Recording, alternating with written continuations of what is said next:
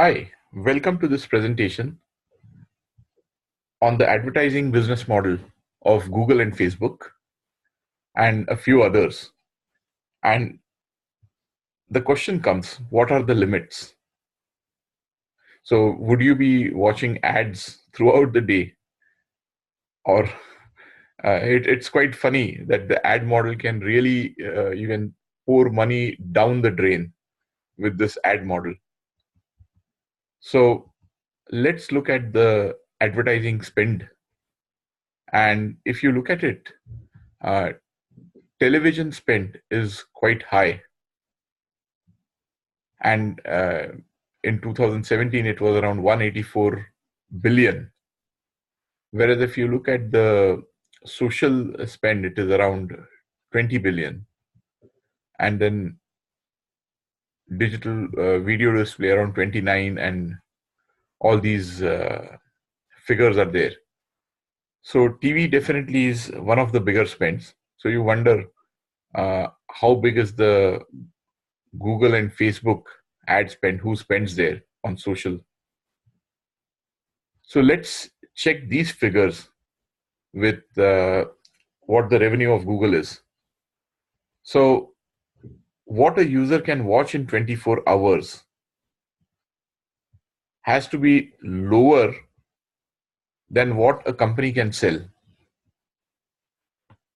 So it's limited by the company spend revenue budget or revenue figures, and advertising is a small percentage of it. Now, let's look at what uh, Google and Facebook have their revenues. Now, here they have given a digital revenue in terms of social display of 20 billion, video display of 29 billion. So that brings us to around 40 billion revenues. And then if you look at the other ones, which is direct email, video display, social display, paid search, it's around 86 billion is paid search. So that would also go into Google's basket. So if you look at it, the social display 20 billion, video display 29 billion, and then all the direct response which were there, like video display, social display, so 16 billion, 46 billion, 86 billion is what would end up in Google's revenue. So if you look at Google's revenue from 2001 to 2017, in 2017 they had a revenue of 95 billion US dollars. And if you look from another source, uh, Facebook got around 77% of the whole 25% revenue uh, on global ad spend. So 25% of global ad spend goes to Google or Facebook.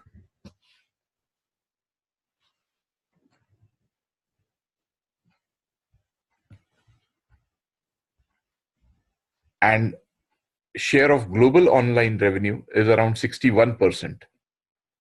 So it's quite a high figure they have. And Google has around 18% of that, and Google has around 44%, and Facebook has around 18%. So I had a question for you. How many times have you clicked on a Google advertisement? In my case, I have clicked maybe one time, two time in the last 17, 18, 19 years. So frankly, not much. So whatever ads were shown to me on the screen, 98 or 99.9% have been down the drain. Whatever it may be in pennies, but still it is down the drain. So half the money I spend on advertising is wasted. The trouble, I don't know which half. I think in my case, it would be 99% of the money spent on online advertising on me is wasted by Google or whoever pays Google to do that. And 0.01% is perhaps I've just clicked on it, but I've never bought anything. So what is the model for advertising? So it's some kind of a value platform, which can be Google or Facebook or something like that. And people find value on this platform. So either search, which is free, or making friends on Facebook, which is free. And they bring in the users who leave a digital footprint of what their intentions are or what their identity is. And then they become the product to sell to through ads. And then you have a revenue flow where you derive, where value comes to the person who is advertising. And that's how Google and Facebook make their money. Now, the other thing is cost of connectivity globally is lower than the price of his data footprint, which is very interesting. And the telecom operators have been playing a passive role. They have been really laggards in the whole business model framework. And I think people like Google or Facebook would soon realize that digital footprints is worth much more value than giving him connectivity. And Google has come up with the concept of having a global connection where you can speak to anyone, surf, and so on. And they would buy a connectivity on your behalf globally, since the revenue they make from your digital footprint is more than sufficient to provide for the cost of connectivity they have. Yeah. So it implies free connectivity in exchange for your data. A platform is a value and data exchange kind of thing, mechanism, where you have a seller side, you have a buyer side, and you have a value exchange of some sort. So the value a platform derives for the person who owns the platform. Then the value advertiser derives from the platform. Then you have the value activist derives from the platform. So each one has a different set of values. And on the other side, by creating that kind of value for their users, users come and they are drawn to the platform for some value, like Facebook Friends value, or Google search value, or LinkedIn career value.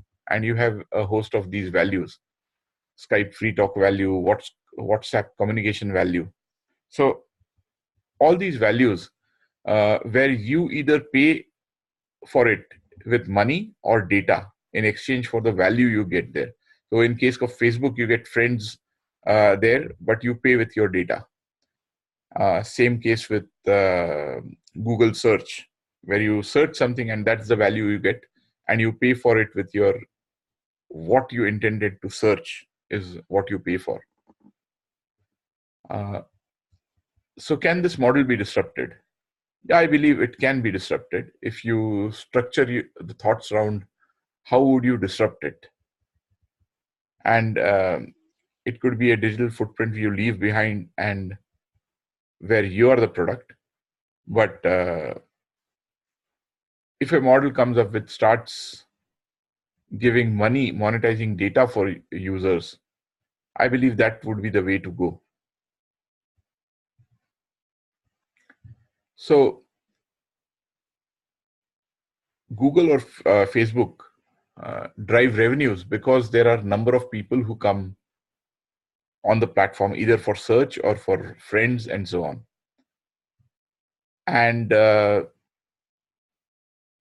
unless they realize the fact that the users are the one who builds up value in a company like Facebook or Google,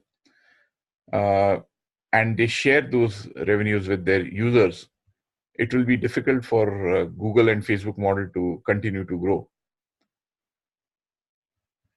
in face of a company which has such a kind of model. So you have this data flow, which goes from right to left, and the money flow.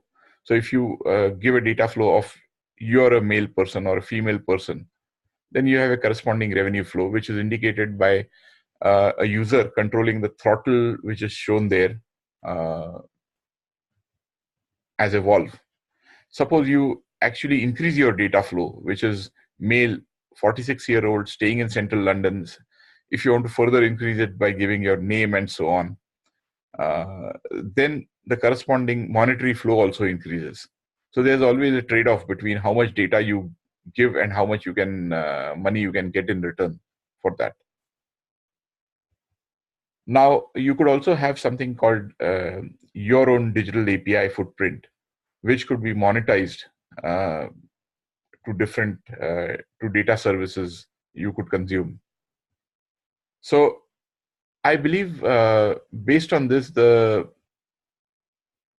ad model of Facebook or LinkedIn would be disrupted in the future if there's a company which really thinks through the value model, business model, and ecosystem. Uh, yeah. So you have these advertisers who come there, and actually they are the ones who pay for this whole thing for people using their services and so on. So any questions, write me a mail at info@geon.com. Thanks. Have a nice day. Bye.